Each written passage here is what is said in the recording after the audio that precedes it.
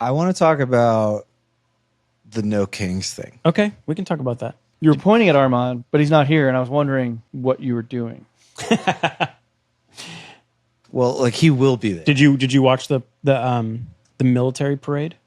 I mean, I looked into it. I didn't hear any of the preamble. I think that's maybe where I'm missing your finger pointing. Like, what are you mentioning Armand for? He was all fired up in the group chat about the no kings thing.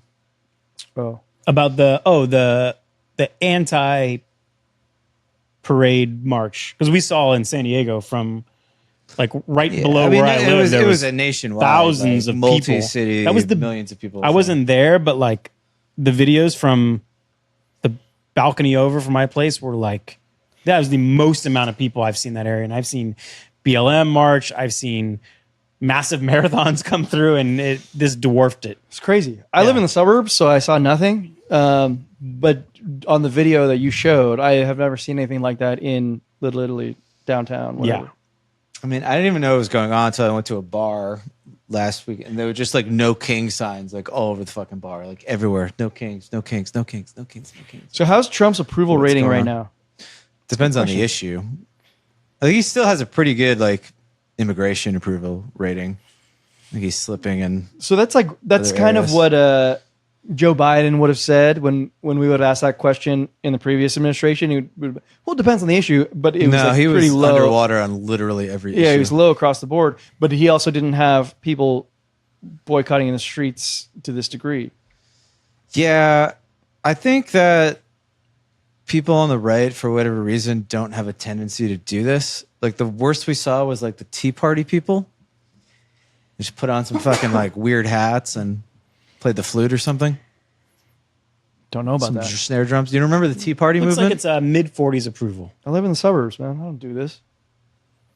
I think he's well over 50 on immigration still. I think he's slipped a little bit on the economy. He is highest on immigration, about 50%. Yeah. Inflation is his lowest, 34 to 38% approval. Ooh, interesting.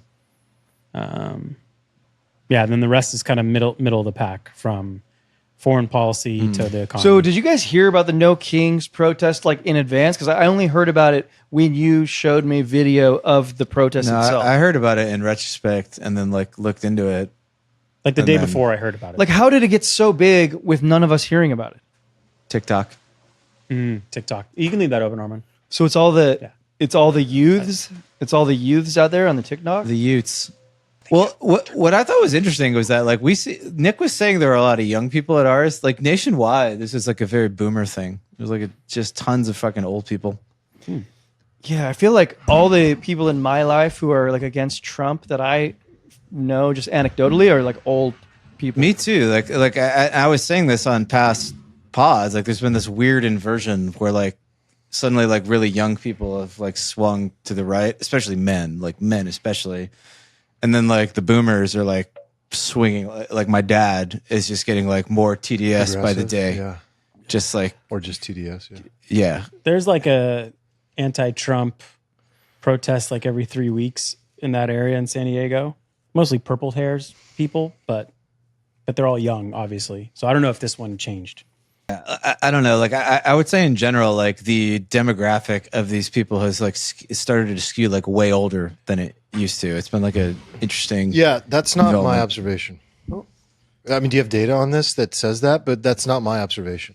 My observation has been like people that voted for Trump or were for him in any way and thought that this would be better than Kamala are regretful right now. They have buyer's remorse. They want Of to all refund. ages, of all demographics. All ages. Yeah.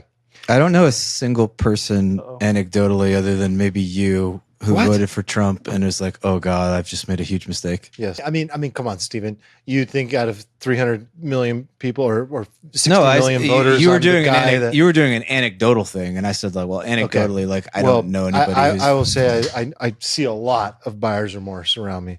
And I think that it's because, yes, Trump said he was going to do the largest mass deportation in history. That's true. He promised that. He was asked how he was going to do it. He didn't answer the question. And the way he's doing it is unacceptable.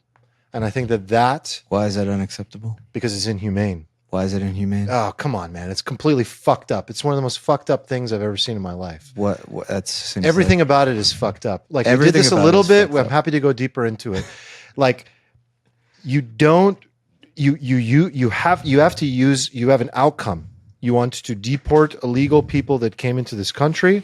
You set policy and you do it in a humane way. If you don't do it in a humane way, then you're just a villain. You're just an evil person, and you're a piece of shit that should like receive the feedback appropriately. That Okay, this is I'll evil pose the and same. wrong. I'll pose the and same it should question be done you eloquently. just posed to And me. What? What is your data on this? What do you mean? Where's my data? It sounds like you're about to share to me a bunch of anecdotes that you've seen in the media, Sure. which is what Does I that was not work saying. for you?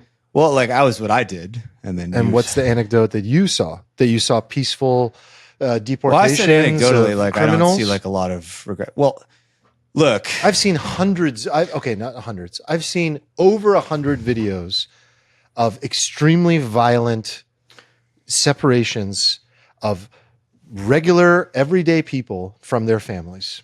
okay, if you're going to deport 3 million people, what percentage of 3 million is 100? I mean, that's just bad. That's not like, unfair. No, that's it's not. It's not. That's how bad. many That's how many I processed Sure. through my brain, through my social media feed. I'm telling you, I've seen over 100. My point is, you don't have any data on this. You have a perception that has been sort of felt There is through no like ingesting fucking world media. in which I can pull you data that says, here's how many inhumane, unjust deportations happened. which is kind of There's my no point. way. That's not the point. The point. No, it is my point. Oh, this has to be No, anecdotal. you have like it's a observational. fiery like reaction to something. Like we had this conversation actually like a year ago, and I think I said something like, if you do something where you're going to start deporting like millions of people in a world where everybody with a camera, everybody with like a pen wants to write a story, take a video of the worst fucking possible thing you did, even if only in 0.0001% of events you did something bad, there are going to be thousands of videos circulating across the internet. Now, that doesn't mean that they're not doing anything wrong. I'm saying that like to formulate an opinion on the basis of stuff you see when you're talking about like a sample size that is like enormous. You're is, like, misunderstanding my point.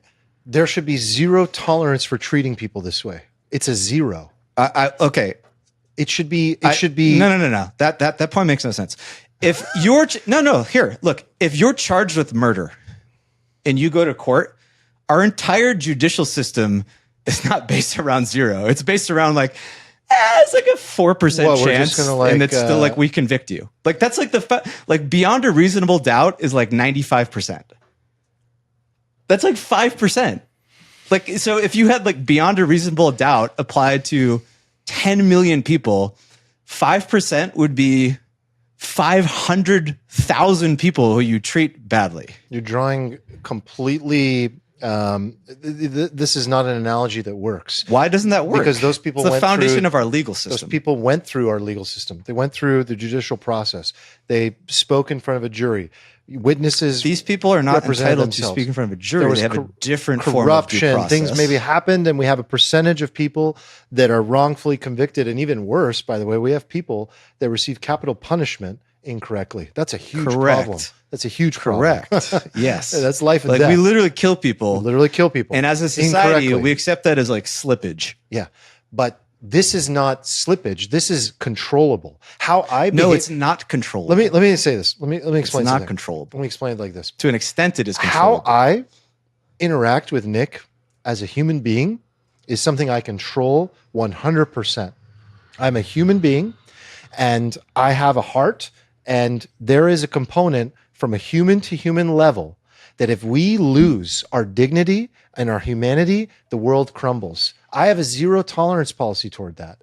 There is a way to interact with a mom who's screaming, who's being separated from her baby, and to be gentle about it, and to be kind and considerate and compassionate in that moment, to say like, okay, here's the rules. Here's your paper. We'd like you to show up at this time. Here's what you need to do, blah, blah, blah. Okay. And then to do it in the way that they're doing it is like, it's just numbers. It's just, they're herding sheep.